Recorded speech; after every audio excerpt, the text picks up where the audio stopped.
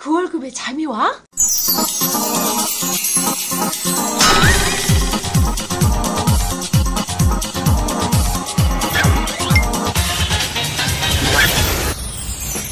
그 월급의 잠이와는 월급이 전부인 2천만 월급쟁이들의 불면증을 해소하는 방송입니다.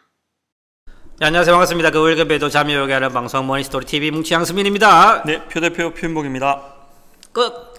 네, 애사닥박 이번 퇴직연금 시리즈에서는 바쁘신가 봅니다.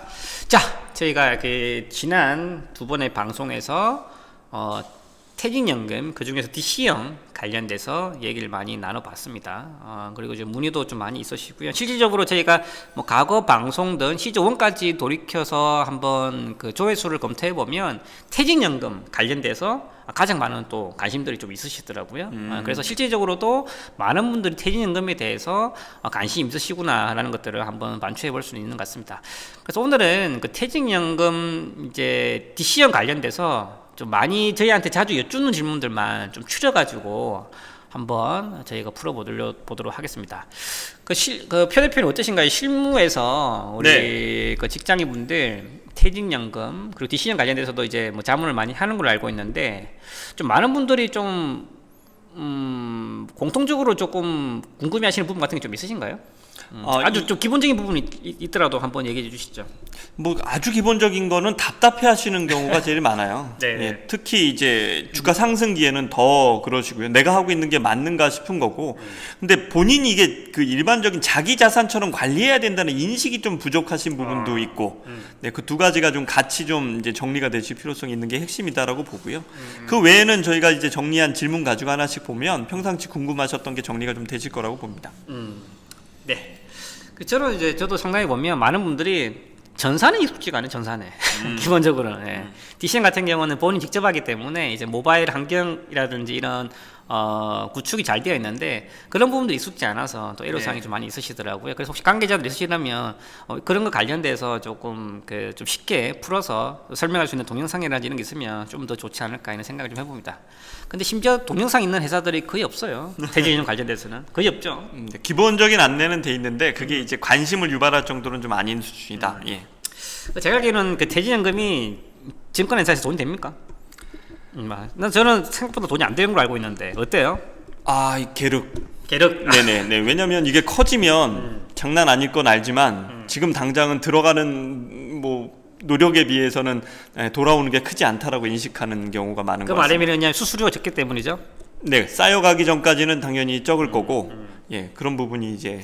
계륵이라는 소리는 그 말하면 뭐냐면 관리 안 해준다는 소리네요, 맞죠? 예, 근데 남주긴 아까운 거죠. 어느 다른 금융기관이 잘 관리하고 그래서 점점점 거기 쌓여가면 나중에 땅을 치고 후회할 일인데 서로 안 하면서 눈치만 보고 있는. 예. 자, 그럼 계륵이 안 되려면 저희 방송 잘 청취하시기 바랍니다. 자, 첫 번째 자주 묻는 질문 첫 번째.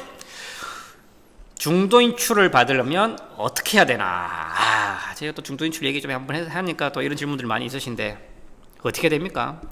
예, 중도인출 받을 수 있는 거를 법정 사유를 4가지 정도로 정리해 놨다라고 얘기했잖아요. 그래서 무분별하게 이제 노후 대비 상품으로 준비되어 있는 퇴직연금 제도를 무분별하게 쓰시진 않게 4가지 정도 사항에 대해서는 이제 뭐 합법적으로 중도 인출할 수 있다. 뭐 이걸 저희가 지난번 시간에 간단하게 얘기를 드렸었는데요.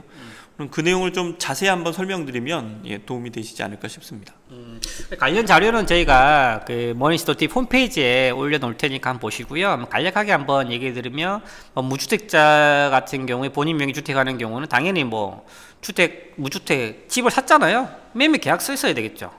예, 그리고 중요한 건 지방자치단체에 대해서 무주택 확인 서약서라든지 그리고 기본적으로 등본 이 정도는 당연히 필요할 것 같고요. 그 다음에 뭐 요양이 필요한 경우 같은 경우는 당연히 이제 뭐 진단서 있어야 되겠죠. 진단서라든지 소견서가 있어야 될 거고 좀 특이한 점은 건강보험공단이 발행한 장기요양 확인서가 하나 또 필요합니다. 예. 나머지 부분들에 대해서는 뭐 세부적인 것들에 대해서는 한번 저희 홈페이지 한번 참고해 보시고요. 여기서 이제 많은 분들이 의아하시는 게 그래 중도인출 받으면 그냥 쌓이는 거 다 주나요? 이렇게 생각하시거든요. 얼핏 보면 그렇잖아요. 내 돈인데 내가 중도인출 해야 가는 것도 아니고 중도인출인데 그리고 이 법정 사유네 그냥 그대로 돈 줘야 되는 거 아니야? 그대로 줍니까? 아니, 얼마나 줍니까? 뭘? 다 줘야죠. 아, 다 주는 거 아니었어요? 자, 주실 때 이제 세금도 내게 됩니다. 그러니까 중도 인출한다고 그냥 뭐 쓰는 건 아니라 페널티 없이 세금을 내시면서 가져오시게 되는 건데요. 중도 인출 신청 시점의 기준과 그때 시점 기준의 근속 기간과 인출 금액 뭐 이런 걸 감안해서 퇴직소득세 산출해서 부과가 되고요. 그 네 가지 법정 사유 중에 이제 집을 사는 경우는 익히 이해하실 수 있는데요. 근데 요새는 전세금도 꽤 비싼 경우들이 있잖아요. 그래서 그런 것도 거주 요건을 확보하는데 어려움이 있으신 분들을 대비해서 주거를 목적으로 하는 전세금 또는 보증금을 부담하는 경우에도 중도 인출 사유가 된다는 것도 같이 알고 계시면 좋겠습니다. 혹시라도 이 방송 우연찮게 들어가지고 야 그거 빼야 되겠다 생각하시면 있으신데 말씀드렸지 않아요? 첫 번째는 이거는 퇴직금이라고 되도록이면 손 안 대시는 게 좋습니다. 참고하시고요. 자, 그래서 DCM 같은 경우 중도 인출을 하면은 이제 마찬가지로 그 해약과 비슷한 그 퇴직금을 받는 것과 동일하게 생각을 해서 퇴직소득세를 부과한다. 이 퇴직소득세 산출을 부과하는 것에 대해서는 저희가 뒤에서 다시 한번 더 사례를 들어서 한번 설명드리도록 하겠습니다. 자, 그러면 오케이 퇴직을 했어. 그럼 퇴직금을 이제 받아야 되잖아요. 네. 퇴직금 들어놨잖아. 네. 어떻게 받아야 됩니까? 이번 케이스는 이런 거죠. 뭐 이게 막 복잡하던데, 그리고 뭐 퇴직연금 제도가 퇴직금을 받아도 잘 못 쓰게 했다는데 뭐 이런 오해들도 있으신 건데요. 그냥 프로세스를 저희가 한번 정리해서 말씀드리면 심플할 것 같아요. 퇴직 사유가 발생합니다. 예를 들면 퇴직하고 이제 그만두시고 아예 업을 안 하시거나 다른데 이직하실 수도 있는 거죠. 그렇게 되면 이 퇴직연금을 받기 전에 저희가 뭘 해줘야 되냐면 그 IRP 개인 퇴직 계좌를 개설한 거에 대한 계좌번호를 회사에 통지를 하게 돼 있습니다.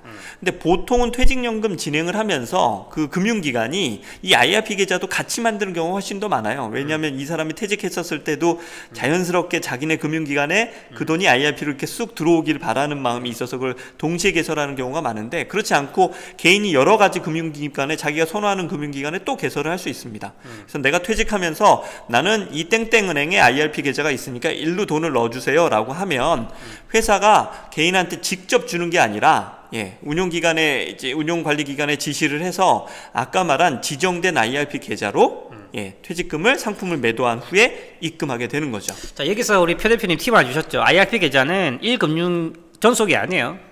여러 군데를 선택할 수 있다는 소리죠. 내가 어떻게 하다 보니까 회사에서 단체로 이걸 뭘 하다 보니까 퇴직연금도 들고 IRP 계좌까지 개설했는데 이직이나 퇴직하는 시점에 짜증나는 거야. 저 금융회사 짜증나. 내가 저 회사 받아먹을 것도 없는데 왜 저 IRP를 저기 회사 해야 돼? 나는 이 회사도 좋은데 내가 기존에 이런 게 회사를 거래하고 있었는데 이 회사를 하고 싶어! 라고 하시면 본인이 원하는 회사 IRP 개설 가능합니다. 그렇기 때문에 중요한 거는 본인이 원하는 IRP 계좌를 개설하십시오. 그래서 굳이 특정 회사를 지정 안 하셔도 괜찮다. 네, 이렇게 해서 받을 때는 저희가 조금 전에 중간정산처럼 중도 인출받을 수 있다라고 얘기 나눴잖아요. 근데 저야 이제 뭐 이게 앞으로도 경제활동 꾸준히 할 거지만, 그래서 중간에 퇴직을 한 거지만 퇴직연금 제도상으로 보면 퇴직했다는 건 일단 끝나는 거거든요. 근데 그게 IRP 계좌로만 먼저 이제 넣는 거죠. 그 IRP 계좌에 들어온 돈을 일시금으로 받으실지 아니면 연금으로 받으실지는 본인 결정 사항이 되는 겁니다. 이 상황에서는요. 오케이. 그러면 이제 그런 부분에 대해서 결정하셨다면 그 다음에 이제 어떤 절차가 일어나나요? 오케이. 신청을 했고 계좌번호 넘겼고 뭐 일시금이나 연금을 받겠다 이렇게 신청했으면 회사는 그 다음부터 돈을 어떻게 줍니까? 회사는 기업 말씀하시는 건가요? 네. 기업은 그 운영관리기관이 있죠. 그러니까 그 금융기관에 맡겨놓은 거잖아요. 그 금융기관에서 상품을 다 매도합니다. 자산관리기관에 또 이제 지시를 해서요. 뭐 저희가 구체적으로 그것까지 알 건 없지만 어쨌든 그래서 매도 기간까지 다 끝나고 나서 돈이 딱 만들어지면 그걸 아까 처음에 말씀드렸던 가입자가 나 여기다 넣어줘 라고 했던 IRP 계좌에 지급이 되고 완료가 되는 거죠. 그래서 보통 여기서 제가 한 번 더 예를 들어 조금 더 풀었으면, 회사 같은 경우는 퇴직금을 지급을 하려면 회사가 금융회사 사회 적립이기 때문에요. 운용관리기관에다가 지급을 지시합니다. 보통 이런 운용관리기관은 여러분들이 퇴직연금을 가입한 사업장, 즉 예를 들면 뭐 은행이 될 수도 있고요, 증권이 될 수도 있고, 그 다음에 보험사가 될 수 있는 거죠. 그러면 그 회사에다가 얘들 돈을 돌려줘라고 하면 그 회사들은 어떻게 하냐면 그걸 이제 별도로 그 상품 안에는 상품들 펀드가 들어있을 거잖아요. 이 펀드를 운용하는 자산운용사에다가 이 상품을 팔아줘, 운영을 중지해줘, 환멸해줘, 이렇게 지시를 합니다. 이런 프로세스에 따라서 교수님 말씀하신 것처럼 최종적으로 가입자한테 지정된 IRP 계좌로 퇴직금 지급이 수령이 완료가 됩니다. 많은 분들이 이게 저희는 되게 단순해 보이고 당연한 건데 막상 또 이제 실무에 다치신 분들은 되게 궁금해 하시더라고요. 네, 그래서 IRP 계좌를 특히 이거 뭔데 뭐 이렇게 생각들 하시는 거죠. 예. 자, 그러면 이제 IRP 계좌는 기존의 퇴직연금 계좌와 동일하게 또 운영에 대해서는 본인 직접 선택할 수 있다. 네. 이렇게 생각하시면 괜찮을 것 같습니다. 2천만 월급쟁이들의 금융호구 탈출을 위한 그월장 프로젝트 특허받은 로봇 자산관리 플랫폼 포트윈과 함께합니다. 세부 사항은 머니스토리 TV 홈페이지에서 확인하세요.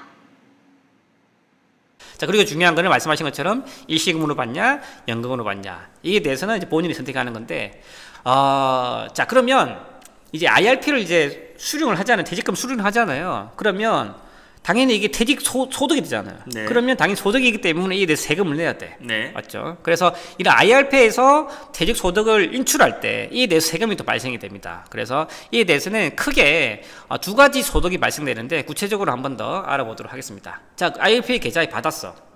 그러면 세금이 어떤 종류의 세금을 냅니까? 네.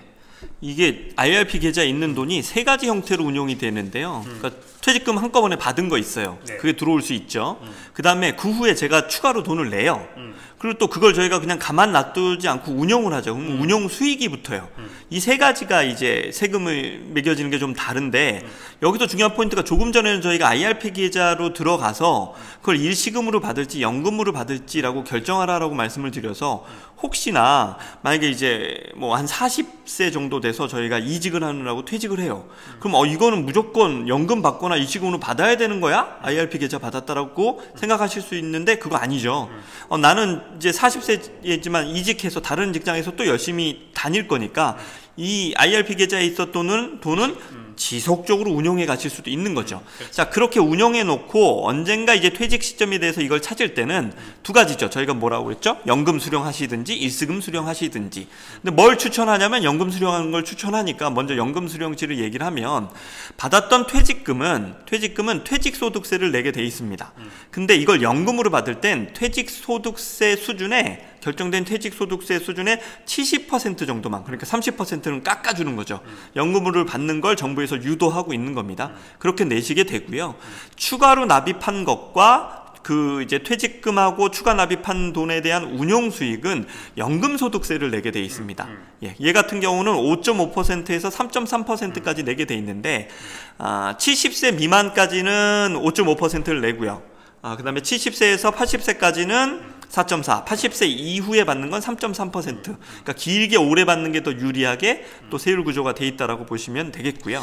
자, 그러면 연금으로 수령 안 하고 일시금으로, 우리 또 대한민국 사람도 한방 중요하잖아. 한방. 네. 까짓건 뭐 연금이 뭐가 중요해. 인생 한방이지.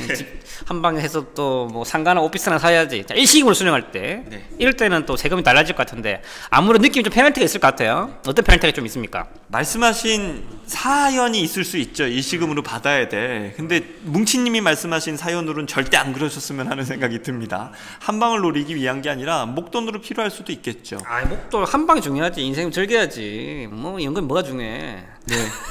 뭉치님의 본색 잘 들었고요. 일시금을 수령할 때는 뭐 역시나 똑같이 나눠지는데 퇴직금으로 받았던 돈에 대해선 퇴직소득세를 이번엔 100% 내야 되는 거고요. 그렇죠. 아까는 그 70%였죠. 네. 그러면은 일시금 100%를 원래 내는 게 정상인데 네. 연금 수령 시에는 30% 퇴직소득세 질감 효과가 있다. 네. 이렇게 이해하면 좋을 것 같습니다. 네. 추가 납입 금액하고 그다음에 추가 납입과 퇴직금에 대해서 발생된 운용 수익에 대해서는 일시금으로 찾으면 16.5% 기타 소득세를 내게 돼 있어요. 높죠. 그렇죠. 그러니까 연금 받으셔야 됩니다. 그렇습니다. 자, 그러면 여기서 하나 조금 더 그 보완할 부분을 말씀드리면, 그 아까 추가 납입금에 대해서도 연금 소득세나 기타 소득세를 떼는데, 이 추가 납입금은 뭐냐면 본인이 정해진 금액 말고 별도로 추가로 불입 금액이에요. 즉 세액공제를 받기 위해서 넣은 금액이죠. 근데 이제 세액공제를 받기 위한 금액 한도를 초과했다. 예를 들면 700만 원 한도를 초과했다. 이 경우에는 소득공제 받은 것도 없죠. 그럼 배타는 것도 없죠. 그러면 야, 받은 것도 없는데 뭘 또 떼가면 좀 아깝잖아. 즉 세액공제를 혜택을 받지 않으실 경우에는 추후에 이 추가 납입금에 대해서는 세금 자체가 없습니다. 네. 즉 비과세라는 거죠. 그래서 이 부분 꼭 하나 염두해 주시면 좋으실 것 같습니다. 네, 맞는 말씀입니다. 자, 그러면 좀 구체적으로 좀 전에 세 번째 얘기하신 거 퇴직금을 그 IRP에서 인출할 때 세금에 대해서 얘기해 주셨는데 구체적으로 그 연금을 수령하고 세금 얼마를 뗐지 이 부분에 대해서 한번 가정을 한번 하면서 좀 우리 청취자분들이 이해하기 쉽게끔 한번 풀어주면 좋을 것 같습니다. 네, 뭐 금액속으로 어떻게 차이 나나 보여드리면 좋을 것 같으니까 저희가 가정을 한번 해볼게요. 퇴직금이 1억 이고요. 근속 연수가 15년. 그다음에 세액공제를 위해서 IRP 계좌에 40만 원씩을 15년간 불입을 했어요. 그리고 운용 수익률은 한 연 5%를 달성한 케이스다라고 했었을 때 일시금으로 수령할 때랑 연금 수령할 때 세금 차이는 어떻게 될지를 한번 보도록 하겠습니다. 퇴직금 같은 경우는 퇴직소득세를 계산을 하면 396만 원의 1억에 대해서 396만 원의 퇴직소득세가 나옵니다. 근데 이게 개인별로 좀 차등은 다 있습니다. 근로기간 뭐 이런 것들이 다 간만이 돼서 책정되는 거니까요. 그래서 일시금 수령 시에는 396만 원인데 그러니까 일시금일 때는 100%를 다 내야 되는 거고요. 이걸 연금으로 수령할 때는 277만 원만 퇴직소득세 30%가 절세된 70% 금액만 내면 된다라고 말씀을 드렸고요. 매년 이제 15년간 40만 원씩 저희가 15년간 불입을 추가 납입을 했잖아요. 세액공제 받기 위해서. 그래서 그 부분에 대해서 만약에 저희가 그냥 그 돈을 일시금으로 받는다라고 하면 기타 소득세 물게 되니까 990만 원을 내야 되고요. 근데 연금으로 받는다라고 하면 연금 소득세 5.5% 감안했었을 땐 330만 원 정도만 내시면 되는 그림이 됩니다. 자, 1억과 그 다음에 이제 6천만 원, 40만 원씩 15년간 낸 돈에 대한 운용 수익이 약 한 2,600만 원 정도가 쌓였어요.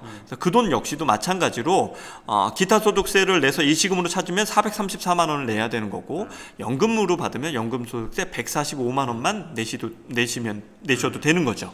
그러니까 일시금으로 받았을 땐 이 계산을 다 합치면 예상 세금이 한 1,800만 원 정도 되는 거고 연금으로 받을 때는 예상 세금이 한 752만 원 정도. 연금으로 받았을 때 약 한 돈 1,000만 원 정도가 절세가 되는 거고요. 그만큼 수익을 더 내신 거랑 비슷한 효과니까 어차피 특성상 노후에 쓸 재원을 만들어내야 되는 여러 자금들이 있었을 때 퇴직연금 상품에 IRP 계좌에 담겨져 있는 건 연금으로 받으시는 게 유리하다 이렇게 정리가 됩니다. 1,000만 원 정도 절세 효과가 난다라고 하면 물론 집이 현재 가정치 가지고 이제 풀어보면 그럼 대략적으로 원금 대비 1억 대비 한 10% 수준이네요. 맞죠? 그렇죠. 뭐 작은 돈 아닙니다. 작은 돈 아니죠. 그리고 또 이제 플러스 알파가 뭐냐면은 이게 또 그 과세 이전 효과가 좀 있죠. 바로 인출하는 게 아니라 또 상당 부분 묵혀놓으면 이 부분을 인출 시에 이제 세금 적용되는 거기 때문에 인출 시점을 뒤로 늘리면 늘릴수록 이런 부분 절세 효과가 있다. 그러면 이제 이런 부분들이 즉 현재 시점에서 과세가 되지 않기 때문에 이 부분들이 또 재투자가 되기 때문에 과세 이전 효과가 있다. 그러면 실질적인 절세 효과를 좀 더 커질 수 있다. 이렇게 이해하시면 좋으실 것 같습니다. 그러면 지가 그렇죠. 그냥 목돈 받지 말고 그냥 연금으로 받아. 노후자금 써. 대신에 우리가 세금 아껴줄게. 근데 저는 또 이런 거 보면 또 싫은 사람도 있죠. 10% 꼴랑 그거 받아 말려고. 절세 가지고 말려고. 한 방에 쏘고 말지 뭐. 네, 오늘 한방 얘기 많이 하셨는데 여기서 하나 그냥 고려하셔야 될 게 연금 소득세 관련돼서는 이제 그런 걸 강조하는 몇몇 또 이제 금융인들이 있으시는데 연간 1,200만 원 현재 상황입니다. 연간 1,200만 원 이상을 연금으로 받으면 전체 금액을 종합소득에 다시 추가로 이제 들어가게 하는 부분이 있어요. 그러니까 그래서 그게 되게 안 좋다라는 얘기들 많이 하시는데 나중에 뭐 10년, 20년 후가 되면 그 1,200만 원 한도도 더 높아질 거로 예상을 하고요. 돈의 가치가 바뀌니까. 지금 현재 시점이다라고 놓고 봐도 뭐 저희가 국민연금 있고 그다음에 퇴직 지금 연금이나 이런 것도 연금으로 수령할 때는 그게 이제 연금 소득세 내는 건 아니고 그다음에 저희가 따로 모은 돈하고 운용 수익만 연금으로 내는 건데 그게 월에 100만 원 정도만 나오게 하면 노후 선택하는데 큰 문제 안 되거든요. 그러니까 1,200만 원 초과에 대한 건 별로 두려워하시지 않아도 되고 1,200만 원 초과로 받으시지 않으려면 받는 기간을 길게 늘리시면 되는 거거든요. 그러니까 그런 편법에 흔들리지 않으신 것도 필요합니다. 우리 표 대표님 좋은 지적해 주셨죠. 그래서 현업에서 이렇게 상품 꺾기라죠. 꺾기 아니죠. 상품을 이렇게 팔 겁니다. 아니 이렇게 좋은 공적 제도가 있고 이런 절세 효과가 있는 상품에 우리는 들으면 이걸 좀 퇴직연금에 대해서 이제 불이익을 많이 하고 싶은 생각이 드실 거예요. 근데 딱 하려면은 이게 금융기관에서 와서 영업하시는 분들이 하지 말래. 왜? 좀 전에 얘기한 그런 뭐 종합과세 이슈도 있고 해서 세금 이슈가 있기 때문에 비과세 상품이 좋습니다. 이렇게 얘기하시죠. 택도 없는 소리 하지 마시고요. 그거는 자기들 놀리는 거고요. 말씀하신 표 대표님 얘기를 한번 더 반추해 보시고, 중요한 건 비과세보다 중요한 건 뭐냐면 수익이 나야 돼요. 수익이 안 나는데 무슨 비과세 효과가 있어. 근데 대부분 그쪽 사람들이 권하는 것들은 비과세 작품 자체가 대부분 수익이 안 나는 상품들이 확률이 높습니다. 그래서 되도록이면 이런 개인연금 갖춘 상태에서 추가적으로 개인연금 한번 고민해 보시는 거 좋은 팁이지 않을까 생각해 봅니다. 잘 정리했습니까? 네, 감사합니다. 자, 저희가 이제 3번에 걸쳐서 퇴직연금 DC형 제도를 한번 파봤고요. 좀 추가적으로 뭐 마지막으로 하신 얘기 있으신가요? 아닙니다. 다 말씀드리고 왔습니다. 예.